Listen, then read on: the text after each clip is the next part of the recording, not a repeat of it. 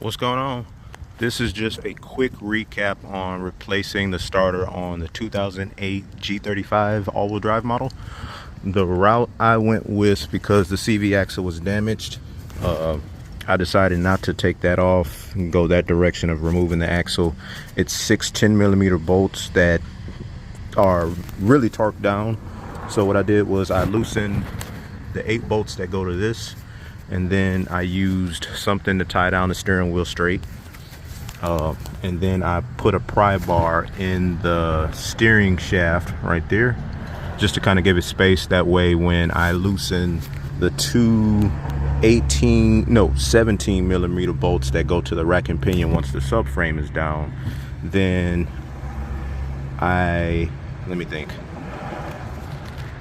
You'll also need a 19mm wrench or a ratchet and wrench on top of the 17mm bolts to remove the rack and pinion. And then what I used also to remove the shaft from the spindle was a CV axle or a tie rod puller. Just one of these right here. Definitely helps if you have a lot of PB blaster also. Yes, sir. And just like that, we got it started. I definitely wanted to record more, but it was looking like it was going to rain out here, and I was also trying to get this done as fast as possible. The job got me dirty too.